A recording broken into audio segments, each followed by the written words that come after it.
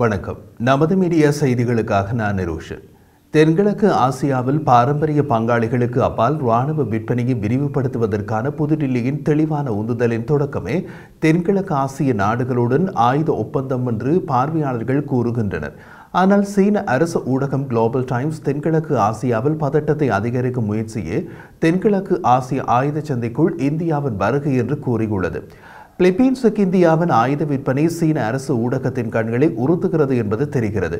தென்கிழக்கு ஆசியாவின் வளர்ந்து வரும் சீன செல்வாக்கை சமப்படுத்தும் புதுடில்லியின் முயற்சிக்கு இந்தியா தனது முதல் தொகுதி பிரம்மோஸ் சூப்பர்சோனிக் ஏவுகணைகளை பிலிப்பீன்ஸுக்கு வழங்கியுள்ளது.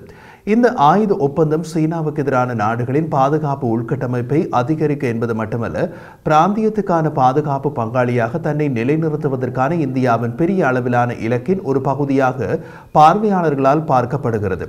கடந்த வாரம் வெள்ளிக்கிழமை 2022 கையெழுத்திடப்பட்ட $375 மில்லியன் ஒப்பந்தத்தின் கீழ் இந்தியா பிலிப்பீன்ஸுக்கு பிரம்மோஸ் ஏவுகணைகளை வழங்கியது.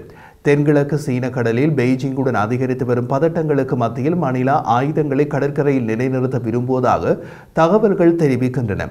அதே கடலில் தான் சீனாவும் பிலிப்பீன்ஸும் மோதிக்கொள்கின்றன. லண்டன் கிங்ஸ் கல்லூரியின் மூத்த சர்வதேச உறவு விரிவுரையாளரான வால்டர் லாட்விக் பிலிப்பீன்ஸுடனான இந்தியாவின் பாரம்பரிய தொடர்பு காரணமாக ஏவுகணை விற்பனை மிகவும் சுவாரஸ்யமான வளர்ச்சி என்று கூறினார். இந்தோ பசிபிக் பாதுகாப்பு கொள்கையில் புவிசார் அரசியலில் கவனம் செலுத்தும் லாட்விக், இந்தியா தனது வழக்கமான பங்காளிகளான வியட்நாம் மற்றும் சிங்கப்பூருக்கு அப்பால் சென்றுள்ளது. இது தென்கிழக்கு ஆசிய நாடுகளுடன் தனது பாதுகாப்பு ஒத்துழைப்பை விரிவுபடுத்துவதற்கான இந்தியாவின் தெளிவான உந்துதலின் ஒரு பகுதியாக இது உள்ளது என்று எழுதினார். இந்தியாவின் பாதுகாப்பு ஏற்றுமதி கடந்த நிதியாண்டில் $210.8 பில்லியன் ரூபாவை எட்டியுள்ளது. இது $2.5 பில்லியன். இது 2022-2023 விட 32% அதிகமாக உயர்ந்துள்ளது. பிலிப்பீன்ஸுக்கு விற்கப்பட்ட பிரம்மோஸ் ஏவுகணைகள் ஏற்றுமதி விற்பனை தொகையின் மிகப்பெரிய பங்காக உள்ளது. டெல்லி இந்த நிதியாண்டில் $350 பில்லியன் மதிப்புள்ள ஆயுதங்கள் மற்றும் ஆயுதங்களை ஏற்றுமதி செய்ய விரும்புகிறது. லாட்விக் மணிலாவுடனான ஆயுத ஒப்பந்தத்தை டெல்லியின் தற்போதைய கொள்கைகளின் தொடர்ச்சியாக சில அம்சங்களை வகைப்படுத்தினார். இந்தியா வியட்நாமுக்கு அவர்களின் போர்த்திறன்களை மேம்படுத்த உதவி மற்றும் பயிற்சி அளித்துள்ளது. அத்துடன் அவர்களின் க்ளோ கிளாஸ் நீர்மூழ்கி கப்பல் திட்டத்திற்கு உதவ பல முறை முன்வந்துள்ளது.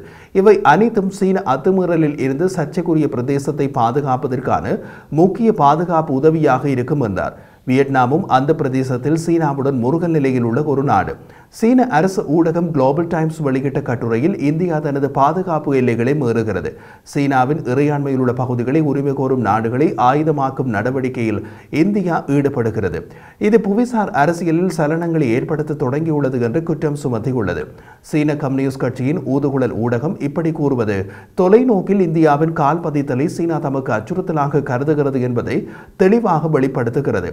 பிலிப்பீன்ஸை பொறுத்தவரை ஏவுகணைகளை பெறுவது தென்சீன கடலில் சீனாவின் அதிகரித்து வரும் இராணுவ பிரசன்னம் மற்றும் நடவடிக்கைகளை தடுப்பதில் குறிப்பிடத்தக்க நடவடிக்கையாக கருதப்படுகிறது. சீனாவின் ஆக்கிரமிப்பிலிருந்து தற்காத்துக் கொள்ள இந்தியா ஆயுத அமைப்புகளை நாடுகளுக்கு விற்றால் அது அந்த நாடுகளுக்கு சீனாவுடனான இருதரப்பு உறவை பாதிக்கும் என்றும் குளோபல் டைம்ஸ் கூறுவது இந்தியாவிடம் ஆயுதம் வாங்கும் நாடுகளுக்கு சீனா விடுக்கும் எச்சரிக்கை என்று எடுத்துக் கொள்ளலாம். அதாவது இந்தியாவை காட்டி அந்த நாடுகளுக்கு சீனாவுடனான இருதரப்பு உறவுகளை பகடைக்காயாக வைத்து மிரட்டுகிறது. கடந்த 3 தசாப்தங்களாக சீனா டெல்லியின் பரம எதிரியான பாகிஸ்தானின் முதன்மை இராணுவ வழங்குனராக இருந்து வருகிறது. 4ஆம் தலைமுறை போர் விமானங்கள், நவீன கவச வாகனம், பீரங்கி மற்றும் தெற்காசியாவின் வழக்கமான இராணுவ சமநிலையை பாதிக்கும் பிற சொத்துக்கள் போன்ற மேம்படுத்தப்பட்ட ஆயுதங்களை வழங்குகிறது. அதில் தென்கிழக்கு ஆசியாவுக்கான அச்சுறுத்தல் எதுவும் குளோபல் டைம்ஸுக்கு தெரியவில்லை. சமீப ஆண்டுகளில் தென்சீன கடலில் பெய்ஜிங்குக்கும் மணிலாவுக்கும் இடையே அடிக்கடி நடக்கும் மோதல்களில் பிலிப்பீன்ஸுக்கு தங்கள் ஆதரவை கொடுக்கின்றன அமெரிக்காவும் ஜப்பானும். அதே அமெரிக்காவும் ஜப்பானும் இந்தியாவின் குவாட் கூட்டமைப்பிலும் இருக்கின்றன. குவாட் கூட்டமைப்பு வெளிப்படையாகவே சீனாவுக்கு எதிராக தொடங்கப்பட்ட கூட்டமைப்பு. இந்த சமன்பாடு சீனாவுக்கு உறுத்துதலை ஏற்படுத்துகிறது. இந்தோனேஷியா மற்றும் வியட்நாம் ஆகிய இரு நாடுகளுக்கும் சீனாவுடன் கடல்சார் தகராறுகள் உள்ளதால் பிரம்மோஸ் ஏவுகணைகளை விற்பனை செய்ய இந்தியா பேச்சுவார்த்தை நடத்தி வருவதாக கூறப்படுகிறது. அந்த விற்பனை நடந்துவிட்டால் தென்கிழக்கு ஆசியாவில் சீனாவுக்கு எதிராக பல முனைகளிலும் இந்திய ஆயுதங்கள் இருக்கும். கடந்த ஆண்டு இந்தியாவும் பிலிப்பீன்ஸும் தங்கள் பாதுகாப்பு கூட்டாண்மையை மேம்படுத்தின. டெல்லி மணிலாவில் ஒரு பாதுகாப்பு இணைப்பு அலுவலகத்தை திறந்து பாதுகாப்பு உபகரணங்களை வாங்குவதற்கு பிலிப்பீன்ஸ் அரசாங்கத்திற்கு சலுகை கடன் வழங்குகிறது.